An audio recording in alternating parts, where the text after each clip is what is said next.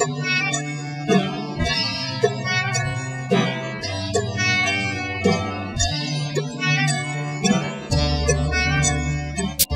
the Online Learning Center.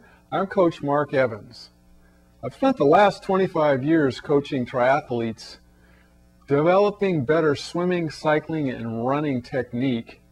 And this video series is to act as if I'm coaching you one-on-one right in the pool, on your bike, or running.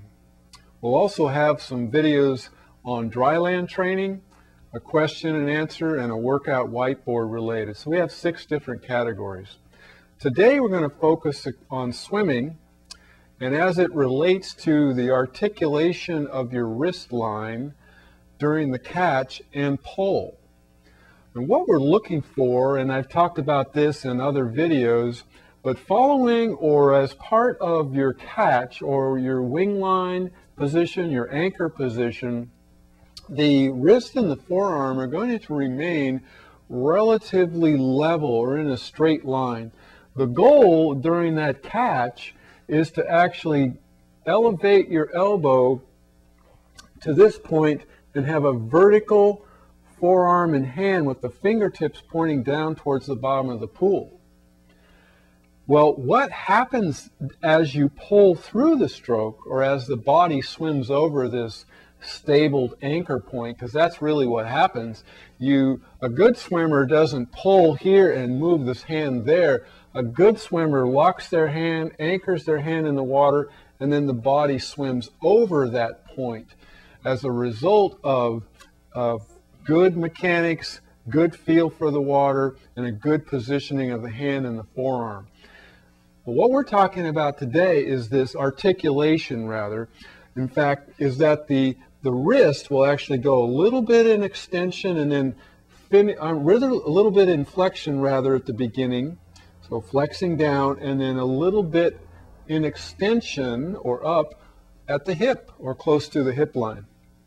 What you want to do is enter the water, get your catch position, vertical forearm and hand, level, with just a slight amount of flexion in the wrist to kind of grab and anchor and hold that water.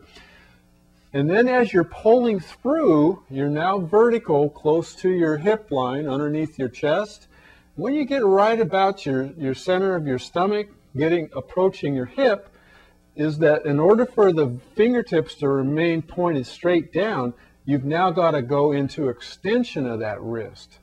So you go from a little bit of flexion, right there, to extension here. So you can see now if I level my wrist up or bring my hand up, you're going to see I'm a little bit extended here, and I need to do that in order to keep my fingertips drawing straight down, which gives me the greatest paddle or anchoring opportunity by having my whole wing, my whole forearm and hand and fingertips pointed more so down to the bottom of the pool.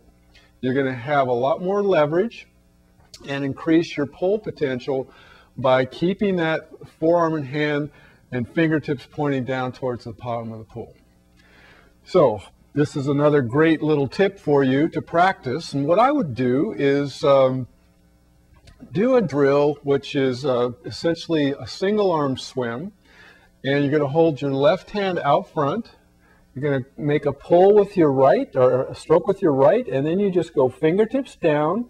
If I turn here, a little bit of flexion, pull through, and as you come through, you're going to see yourself going into a little bit of extension. So you basically want to articulate that wrist from catch point to release point or exit point on the stroke. So what I would do is go 3 strokes with the right, 3 strokes with the right, and then switch over and go 3 strokes with the left. And on each one of those, what you want to do is focus specifically and deliberatively right on that articulation or feeling that articulation of the wrist as it relates to these fingers or the middle finger pointing directly down to the bottom of the pool.